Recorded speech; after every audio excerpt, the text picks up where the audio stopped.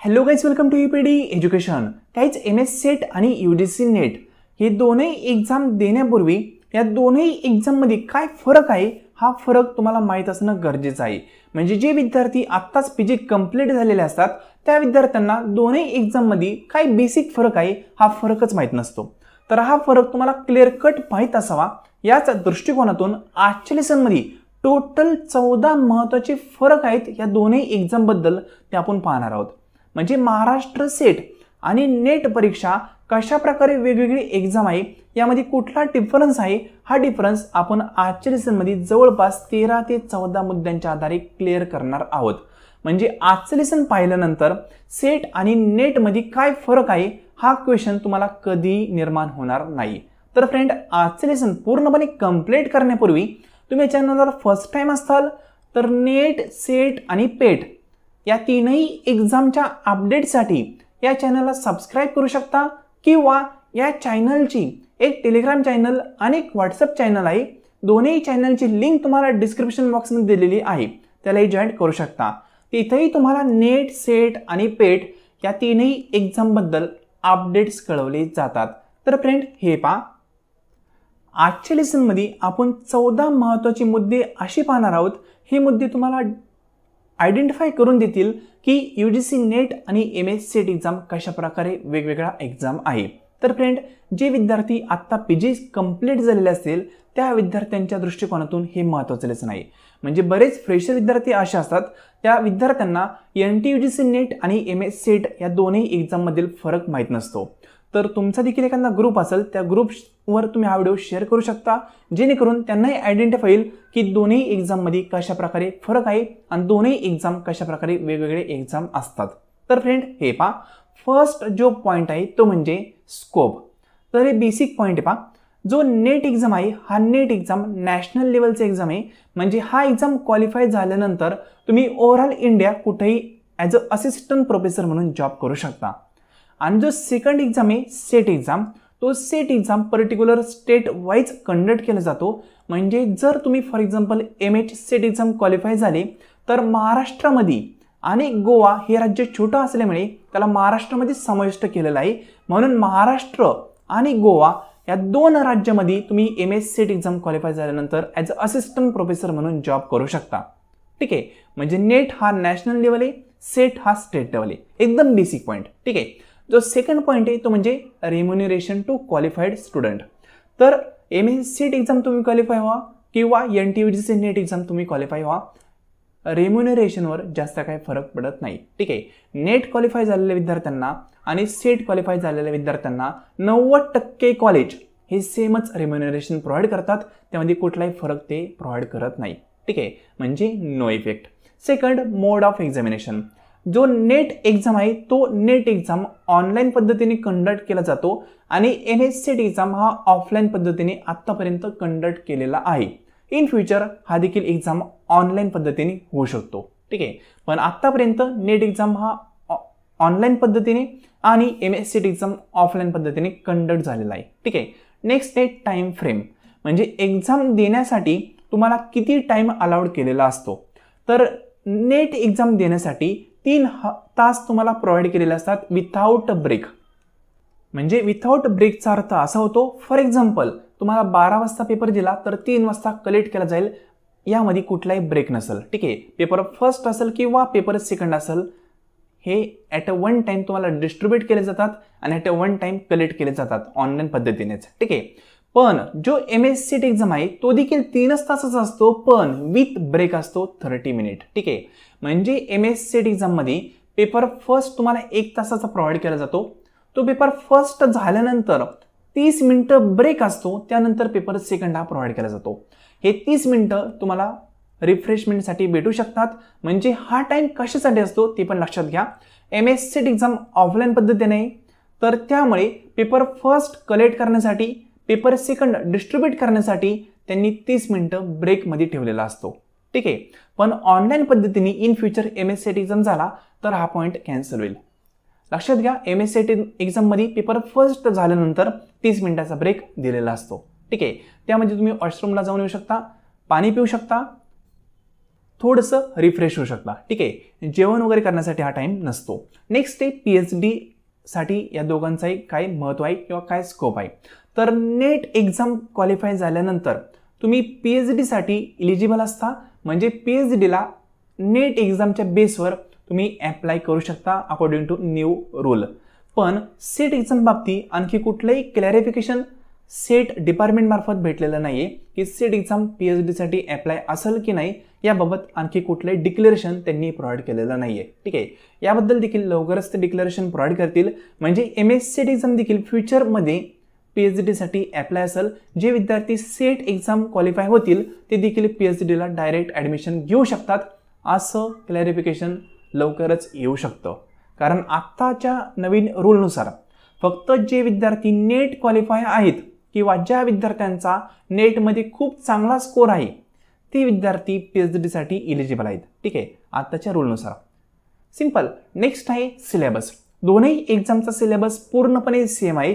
फरक इतकाच आहे की MH सेट एक्झाम हा इंग्लिश प्लस मराठी या दोन लँग्वेजमध्ये प्रोव्हाइड केला जातो आणि NTUGC नेट एक्झाम हा हिंदी प्लस इंग्लिश या दोनच लँग्वेजमध्ये प्रोव्हाइड केला जातो. म्हणजे MS सेटसाठी मराठी लँग्वेज आहे आणि NTUGC नेटसाठी हिंदी लँग्वेज त्यांनी ऑप्शनल लँग्वेज ठेवलेली आहे. सिलेबस देताना फक्त इंग्लिश लँग्वेजमध्येच त्यांनी सिलेबस दिलेला आहे. सिंपल. आता यानंतर जो 7 नंबरचा पॉईंट आहे डिफरन्सचा तो म्हणजे फ्रिक्वेन्सी ऑफ एक्झामिनेशन.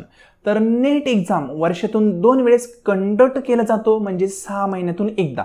ठीक आहे, आणि MS सेट एक्झाम वर्षातून एकदाच कंडक्ट केला जातोय. पण in case MS SET exam online पद्धतीने त्याने सुरू केला तर हा देखील वर्षातून 2दा होऊ शकतो. ठीक आहे, पण आतापर्यंत NTUGC नेट वर्षातून 2दा आणि MS सेट वर्षातून एकदा अशी फ्रिक्वेन्सी आहे. नेक्स्ट आहे क्वेश्चन पेपर पॅटर्न. ठीक आहे, तर MS सेटचे क्वेश्चन थोडेसे डायरेक्ट असतात, सिंपल क्वेश्चन असतात. पण NTUGC नेट एक्झामचे क्वेश्चन थोडेसे टाइम कन्झ्युमिंग असतात. म्हणजे स्टॅटिक क्वेश्चन या ठिकाणी थोडासा कमी विचारला जातो, कन्सेप्च्युअल क्वेश्चन या ठिकाणी जास्त असतो. ठीक आहे, रिपीट करतो. क्वेश्चन पेपरचा पॅटर्न NTUGC नेट एक्झामला जे क्वेश्चन असतात ते थोडेसे टाइम कन्झ्युमिंग असतात. म्हणजे ऑप्शन त्यांनी दिलेले असतात. फॉर एक्झाम्पल एक क्वेश्चन आहे 1 नंबरचा. त्यांनी विचारलं which of the feature of NTUGC net. ठीक असा क्वेश्चन आहे. मग ऑप्शन फर्स्ट आहे, ऑप्शन B आहे, ऑप्शन C आहे, ऑप्शन D आहे, ऑप्शन E आहे, ऑप्शन फॉर एक्झाम्पल काहीतरी XYZ ऑप्शन आहे. ठीक आहे, इतके ऑप्शन आहेत. आता इतके ऑप्शन असल्यानंतर ते या ऑप्शनला पण पुन्हा ऑप्शन देतात. मग फर्स्टमध्ये देतील A B, नंतर ऑप्शन सेकंड देतील, ऑप्शन सेकंडमध्ये देतील D आणि E, ऑप्शन थर्ड देतील A B C आणि त्यानंतर ऑप्शन 4 XYZ असं काहीतरी असेल. ठीक आहे, म्हणजे ऑप्शन या ठिकाणी दिलेले असतात. त्यामुळे time consuming NTUGC net exam असतो. तसं MS सेट एक्झाम बाबतीत नाहीये. MS सेट एक्झाममध्ये डायरेक्टली स्ट्रेट फॉरवर्ड क्वेश्चन असतात. सिंपल साधे क्वेश्चन विचारले जातात. कन्सेप्च्युअल पेक्षा स्टॅटिक क्वेश्चन या ठिकाणी जास्त असतो. ठीक आहे, तुम्ही एखादी प्रिव्हियस इयरची क्वेश्चन पेपर पाहिली तर तुम्हाला हा फरक लगेच आयडेंटिफाय होईल. त्यानंतर एक्झामिनेशन लेवल. तर नेट एक्झाम हा मॉडरेट टू डिफिकल्ट असतो. जे विद्यार्थी MS सेट एक्झाम देत आहेत त्यांच्या कंपॅरिझन केलं तर. ठीक आहे, म्हणजे तुम्ही MS सेट एक्झामचं प्रिपरेशन करताय तर नेट एक्झाम तुम्हाला मॉडरेट टू डिफिकल्ट जाऊ शकतो. पण जो सेट एक्झाम आहे तो मॉडरेट टू इझी असतो. ठीक आहे, नॉर्मली MS सेट एक्झाम जास्त काही डिफिकल्ट नसतो, थोडासा इझी असतो comparison to NTUGC NET. Next certificate validity. NET असेल किंवा MS सेट असेल या दोन्ही एक्झाममधील जे सर्टिफिकेट आहे ते लाईफ टाईम व्हॅलिड असतं. एकदा सर्टिफिकेट भेटलं तर लाईफ टाईम तुम्ही ते कुठेही युनिव्हर्सिटीमध्ये अप्लाय करू शकता. नेक्स्ट आहे फी स्ट्रक्चर. दोन्ही एक्झाममध्ये फीमध्ये डिफरन्स आहे. तर NTUGC नेटला अनरिझर्व कॅटेगरी आहे म्हणजे ओपन कॅटेगरी आहे. त्या कॅटेगरीसाठी 1150 रुपये फी आहे आणि अदर कॅटेगरी म्हणजे EWS असेल, OBC असेल या कॅटेगरीसाठी 600 रुपये फी आहे. आणि त्यानंतर SC ST PWD किंवा थर्ड जेंडर असेल त्यांसाठी 325 रुपये फी आहे. रिपीट करतो, नेट एक्झामला 3 फी कॅटेगरी आहेत. फर्स्ट आहे 1150, सेकंड 600, थर्ड 325 अशा 3 कॅटेगरीमध्ये नेट एक्झामसाठी फी आहेत. पण सेट एक्झाम बाबतीत तसं नाही आहे. सेट एक्झाममध्ये 2च कॅटेगरी आहेत फीची. त्यामध्ये फर्स्ट आहे ओपन म्हणजे जनरल कॅटेगरी किंवा अनरिझर्व कॅटेगरी. त्या कॅटेगरीसाठी 800 रुपये फी आहे आणि अदर सर्वच कॅटेगरीसाठी 650 रुपये फी आहे. ठीक आहे, तर फीमध्ये काय डिफरन्स आहे हा देखील तुम्हाला या ठिकाणी कळाला असेल. नेक्स्ट आहे रिसर्च स्कॉलरशिप. तर नेट एक्झाम क्वालिफाय झाल्यानंतर तुम्हाला GRF क्वालिफाय होण्यासाठी देखील ऑपॉर्च्युनिटी असते. म्हणजे जर तुम्ही नेट एक्झाममध्ये चांगल्यात चांगला स्कोअर मिळवला तर तुम्हाला GRFची डिग्री भेटू शकते. त्यानुसार तुम्हाला स्कॉलरशिप भेटू शकते पहिले 3 वर्ष आणि SRF 2 वर्ष, अशा प्रकारे 5 वर्ष तुम्हाला स्कॉलरशिप भेटू शकते.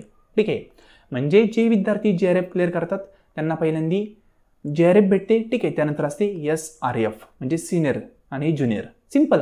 पण सेट एक्झाम देत असताना सेट डिपार्टमेंट मार्फत कुठलीही स्कॉलरशिप अलॉट केली जात नाहीये. ठीक आहे. नेक्स्ट आहे री अटेम्प्ट. तर NTUGC नेट एक्झाम क्वालिफाय झाल्यानंतर तुम्ही पुन्हा नेट एक्झाम देऊ शकता, काहीच प्रॉब्लेम नाहीये. एकदा क्वालिफाय झाले तुम्हाला वाटलं की आपल्याला पुन्हा एक्झाम द्यायचा, देऊ शकता, नो इश्यू. ठीक आहे, जोपर्यंत तुम्ही GRF क्वालिफाय होत नाही ना तोपर्यंत तुम्ही NTUGC नेट एक्झाम क्वालिफाय होऊन देखील अनलिमिटेड टाइम देऊ शकता. पण सेट एक्झाम बाबतीत तसं नाहीये. सेट एक्झाम तुम्ही एकदा क्वालिफाय झाले तर पुन्हा तुम्हाला त्याच सब्जेक्टमध्ये सेट एक्झाम देता येत नाही. जर तुमची मास्टर डिग्री म्हणजे PG हे वेगवेगळ्या सब्जेक्टमध्ये कंप्लीट असेल तर डिफरंट वेगळ्या सब्जेक्टमध्ये तुम्ही पुन्हा सेटचा फॉर्म भरू शकता.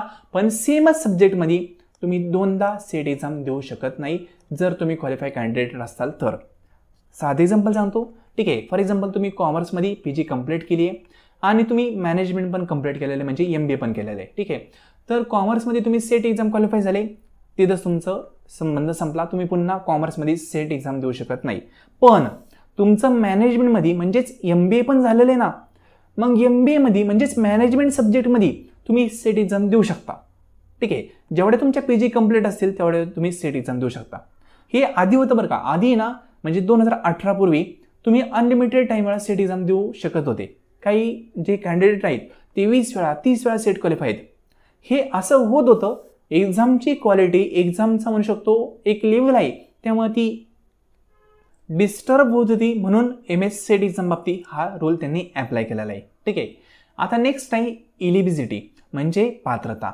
तर नेट एक्झाम देण्यासाठी 2 कंडिशन आहेत. जर तुमचं PG हे कंप्लीट असेल किंवा PGच्या लास्ट इयरला असाल तर तुम्ही नेट एक्झाम देऊ शकता किंवा ऑर. ठीक आहे, जर तुमचं ग्रॅज्युएशन हे 4 वर्षांचं असेल, त्या 4 वर्षांपैकी तुम्ही 8व्या सेमिस्टरला असाल तरी देखील तुम्ही नेट एक्झाम देऊ शकता, त्यासाठी तुम्ही पात्र असाल. रिपीट करतो. फॉर एक्झाम्पल 1, 2, 3, 4 वर्षांचं तुमचं ग्रॅज्युएशन आहे. पहिल्या वर्षी 2 सेमिस्टर असतील ना, म्हणजे 1 आणि 2 सेमिस्टर. दुसऱ्या वर्षी पण 2 सेमिस्टर म्हणजे 3रं आणि 4थं सेमिस्टर. तिसऱ्या वर्षी 5वं आणि 6वं सेमिस्टर. चौथ्या वर्षी 7वं आणि 8वं सेमिस्टर. असं जर असेल तर 8व्या सेमिस्टरला ग्रॅज्युएशन लेवललाच तुम्ही नेट एक्झाम देऊ शकता ॲज अ ॲपियर म्हणून. सिम्पल. पण जो सेट एक्झाम आहे या सेट एक्झामला देण्यासाठी तुमची PG कंप्लीट असायला हवी किंवा PGच्या लास्ट इयरला तुम्ही असायला हवेत, तरच तुम्ही जो म्हणू शकतो जो सेट एक्झाम आहे तो देऊ शकता. सिंपल. तर आय होप हे 14चे 14 पॉईंट तुम्हाला कळाले असेल. या पॉईंटबद्दल कुठलाही डाऊट असेल, कुठलीही क्वेरी असेल तरी तुम्ही आपल्या कमेंट बॉक्समध्ये कमेंट करू शकता. त्यानंतर तुम्हाला त्याचा डेफिनेटली रिप्लाय भेटेल. ठीक आहे, आणि जे विद्यार्थी आत्ताच PG कंप्लीट झालेले असतील किंवा तुमचे PGचे ग्रुप असतील तर त्यांसोबत हा व्हिडिओ शेअर करायला विसरू नका, जेणेकरून त्यांनाही या संदर्भात संपूर्ण आयडिया क्लिअर कट भेटेल. ठीक आहे, तर फ्रेंड आजचं लेसन तुम्ही संपूर्ण पाहिलं त्याबद्दल थँक्यू सो मच.